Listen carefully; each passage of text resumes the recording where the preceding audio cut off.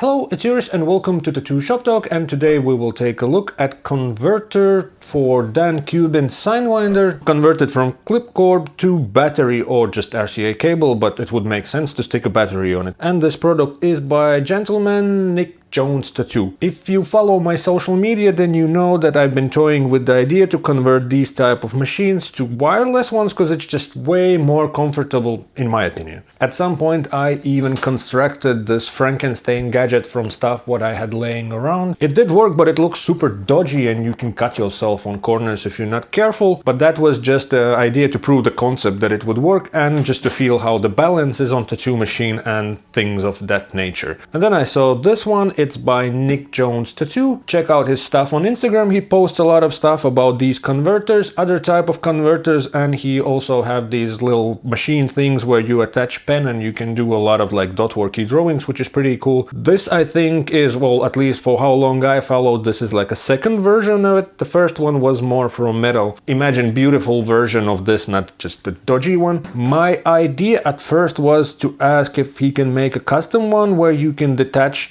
from both sides, because with that one I was working and at some point I was like, my machine was jumping up and down in speed, so I thought maybe it's because of that, but I found a different fix, so you can check a video of that, how I fixed the Sidewinder with the inconsistency jumping in speed. You can check the video up here and in video description. It's a quick, easy fix, and it changed. It fixed the thing that was super frustrating, and now I'm back on this machine, and now I use it wireless with this converter. And this would be the second version. The first one looked a bit more complex to remove, so I thought like if you get that situation, well, like, it's not working for me, you can quickly get it off. Then I saw this version and it's really just one screw, so you can easily get it on and off if a need be. Now it's working, so it's on my machine. Price-wise, price is not too bad. I have an invoice here. It was in Danish krona, 395, so 400 krona, $58, so 60 bucks, and that's a fair price for a unit like this. What is a bit annoying, delivery 179 krona, so that's like 20-ish bucks, but then it's also tax, so it adds up at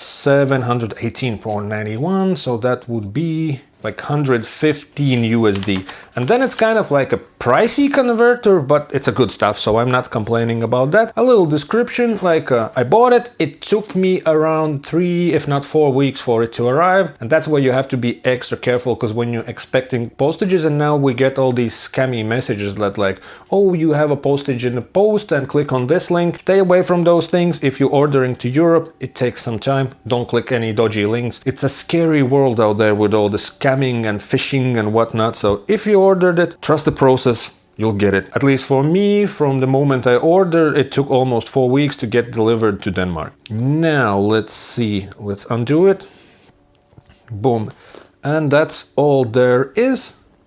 Pretty simple, but feels super sturdy. It comes with a little Allen key and it comes with a little note. Watch this video before installing, and in that video he goes through all the things what to pay attention to, which kind of makes sense. You know, when you get a new thing and you get too excited, you may miss out on them. Things like how you put batteries on, how you should move them, or where you have to hold, or how you don't want to move them not to mess something up. Pretty simple things, make sense, but like I said, if you get a new toy, you can forget about it and you can mess something up. Not that you can mess up dramatically, but still. Also things like that you want to put rubber bands on before you put all the batteries and connect all this jazz, so it's easier, but it's just a common sense situation. And then for me, I did set it up kind of in this position like that, and then battery sticks out here and it doesn't mess with the balance. If anything, I would say it balances the whole situation out, because you have a grip here and then machine is pulling that way and battery is pulling opposite way, and it's all good. I'll show you how my setup looks like. I've used them with the plastic grips, but now I prefer to use heavier metal ones just because I have them. Let me see how it works. And while thinking about this episode, I thought, does everybody know what is this, why it's packed like that? There'll be pinned comment in comments, and just say you know or you don't what this packaging is all about. It's not to go after somebody, because nowadays you can live without it, especially with all the pen style machines. So I'm curious, who knows and who doesn't? So just put I know or I don't, or yes or no. And if I had the right needles and tips, then I use this situation. If I don't, then I use just the plastic grips, but I like how this adds a little bit of weight to it. Yeah, it fits the grips to the Allen key, so 2-in-1, win-win. And a silicone grip, because it's more comfy like that. I'll show you the whole thing, how my setup roughly looks like, also the way it's packed, so you can keep things clean. It doesn't look as cool, nobody sees that you have your fancy Dan Cuban's machine and you can brag about it, but I like to bag things because I tend to be messy on my station and I don't want to put machine at this price on some nasty spots. So I like to bag my stuff. That would be machine bag, and usually I would put machine bag over machine this way from the top, but now I do from the bottom because the battery takes a bunch of space. Battery, let's take a bigger one. There's also a bunch of tips on his video when to connect connectors and all that stuff. It's better that it's said than it's forgotten. And then I'll put machine bag from the bottom, and this is what we have. Let's switch it on. I usually use these with batteries from Inkclaw because the smaller one is super light and the bigger one is more capacity. I think the new critical should be kind of also more capacity, and the problem with the critical machines that I have is that they have jump starts. I know that Inkclaw doesn't, or I know how to switch it off, and then I have a bunch of critical, so it's always trying and seeing which works for you better. 6.5 volts. That was the jump start. Yeah, it can be weird with some types of critical batteries. This is the whole rig. I can see the battery, I can see the numbers, I can access all the buttons, and rest of machine is under machine bag. Obviously, if you don't care about that stuff, then keep it exposed. Balance-wise, like I said, it's no problem. Let's put the smaller critical battery, even less of an issue. This one has a jump start. It does. Yeah, I'm afraid that it can mess up machine. So this is the look. Balance-wise, no problem. The bigger one from Inkclaw is kind of same story like critical. Boom, we have this. You can turn it sideways, which is not recommended, by the way, on the video. So you have to plug it on and off. But on that video also says that small twists are a bit more forgiving. Boom.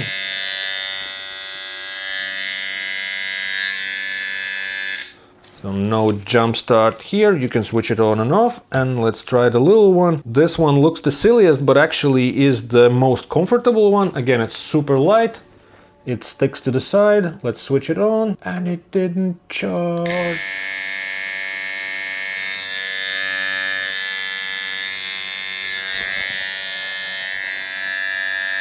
I used this for lining. I was working with small Inkclaw battery and I think it took around an hour. It didn't die on me, but it drained. It was like, it was full at the beginning and it was at the last bit when I was done in around, I think it was an hour or a tiny bit more. And you have to keep in mind that you probably will need multiple batteries. And with the bigger one from Inkclaw, I worked a bit more than an hour, but it wasn't fully charged and it wasn't fully empty. So I guess you could get around 1.5, maybe 2 hours, depending on what voltage do you work. If you use these for bigger pieces, then you will need multiple batteries.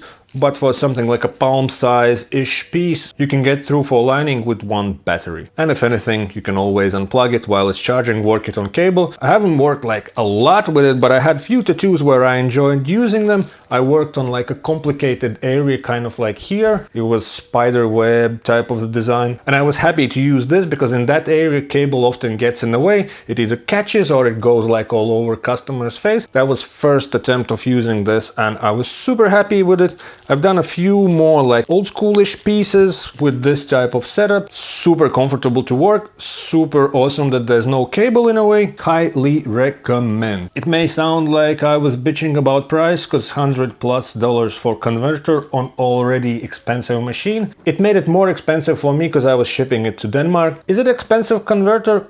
Kinda is. Do I regret paying that money? Absolutely not. Super awesome product. Plus, I feel like I'm supporting a guy who makes awesome stuff. So that's kind of like also that aspect of these products. It's made by a tattooist, for tattooists. It works, it fits fine. Thumbs up, 5 stars, good stuff. This stuff should be out, I think, by the machine manufacturer long time ago. Others did it and it works fine. Definitely check it out. I'll put all the links to Nick Jones, sort of Etsy and Instagram in video description. But awesome stuff, highly recommend. Boom. And now if you know any other gadgets and converters that you could recommend, leave that down in the comment section, and do the usual. Press likes on the video. If you're super awesome, then share it. Check all the links that we have put in the video description. Also check other playlists like this one, and I'll see you in the future episodes. As always, stay safe, and I'm out. Bye.